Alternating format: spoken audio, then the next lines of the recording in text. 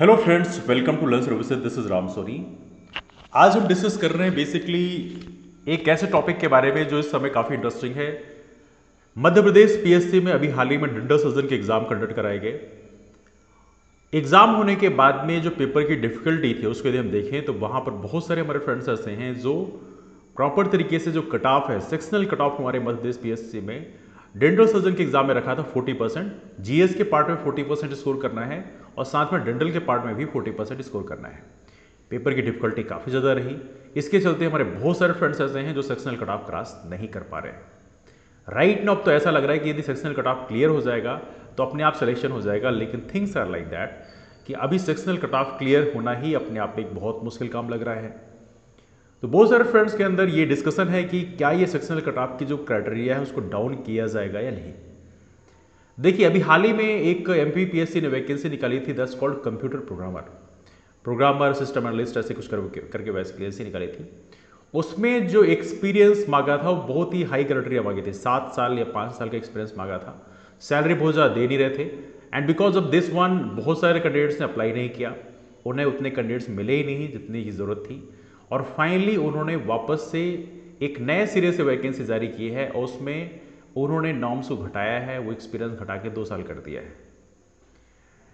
तो देखा जाए तो एमपीपीएससी अपने नॉर्म्स को घटाने के लिए जानी जाती है, पहले ही उन्होंने काम किया है।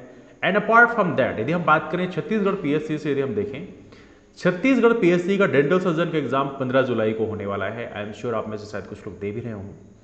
तो 15 जुलाई का जो एग्जाम है उसमें यदि आप देखेंगे कि वहां पे भी सेम पैटर्न पे एग्जाम हो रहा है। उसमें भी पार्ट ए पार्ट बी है। पार्ट ए में छत्तीसगढ़ का जीके आ रहा है, पार्ट बी में हमारा जो डेंटल का पार्ट है वो आ रहा है। तो पार्ट ए में और पार्ट बी में यदि आप देखें सेक्शनल कट ऑफ की तो वहां पे रखा है 33%। ये है अनरिजर्व कैटेगरी के लिए। जैसे मध्य प्रदेश पीएससी में कितना है 40%, वैसे वहां 33% है। और वहां पे जो बाकी कैटेगरीज हैं SC ST OBC हैं उनके लिए नॉर्म्स रखा है 23% का, मतलब 10% डाउन करने का। मध्य प्रदेश पीएससी में वो 30% है।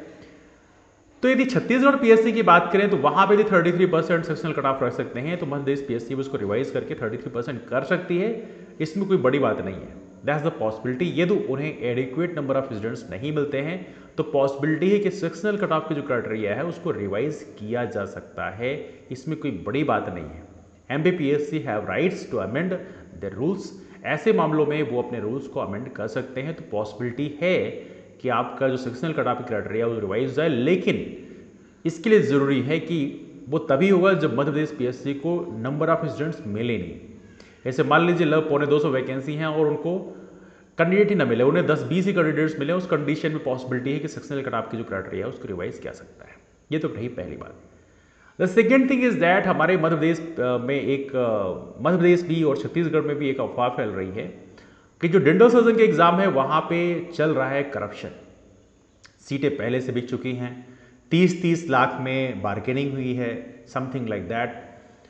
बहुत सारे अफवाहें जो है वो मुझे भी पता चली कि this is something like that. अफवाहों का बाजार घर में, I have seen several videos.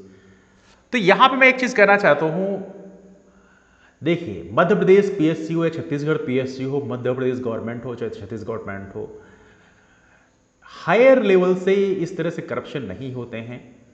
एवली Madhya Pradesh PSC ने करप्शन को रोकने के लिए प्रॉपर तरीके से बहुत सारे स्टेप लिए हैं। जैसे कि आपका जो एडमिट कार्ड है वो एग्ज़ाम के 4-5 दिन पहले ही रिलीज़ किया जाता है। तो एक प्रकार से जिससे कि एग्जामिनेशन सेंटर से किसी कोई 60 घंटा ना हो जाए।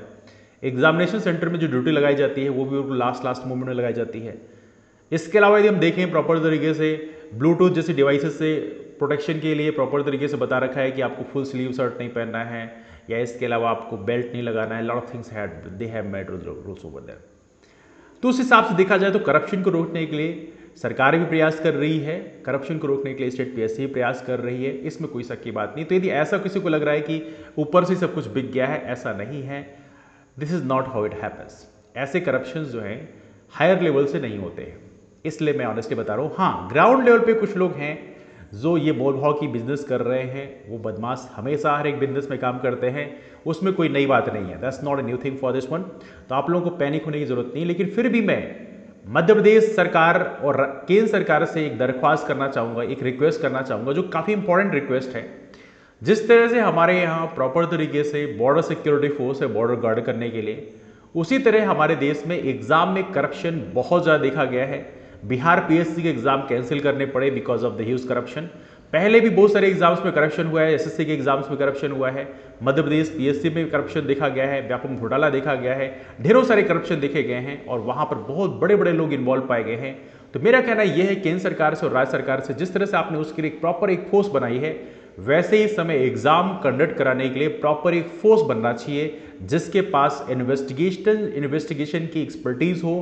Evenly they should have proper expertise for intelligence as well, जिससे वो पता लगा पाए कि कहीं भी किसी भी तरह से हल्की भी इंफॉर्मेशन मिल रही है तो वहां पे जो करप्ट लोग हैं उनको तगड़ा से तगड़ा पनिशमेंट दिया जाए।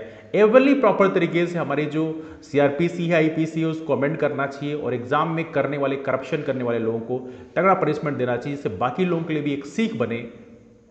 बिकॉज देखिए करप्शन हो जाता है उससे बाकी लोगों का मोरल डाउन होता है। मे भी हो सकता है कुछ लोग करप्शन से पहुंच जाते हैं, लेकिन बाकी जो एग्जाम दे रहे होते हैं, जो पूरे साल भर मेहनत करते हैं, उनका मोरल डाउन होता है। तो यहाँ पे राज्य सरकार और केंद्र सरकार को चाहिए proper they should form an investigating team, proper एक पुलिस फोर्स बनाई जाए उसके लिए डेडिकेटेड, जो पूरे साल सिर्फ उसका काम हो कि एग्जाम में किसी भी तरह से करप्शन में कोई इंसान लिप्त पाया जाता है डायरेक्टली इनडायरेक्टली, तो उसके ऊपर तगड़ी कार्रवाई होनी चाहिए। And this is my sincere request to state government and central government. ये वीडियो आप अधिक से अधिक शेयर करें जिससे एटलीस्ट स्टेट गवर्नमेंट और सेंट्रल गवर्नमेंट के कानों तक भी बात पहुंचे।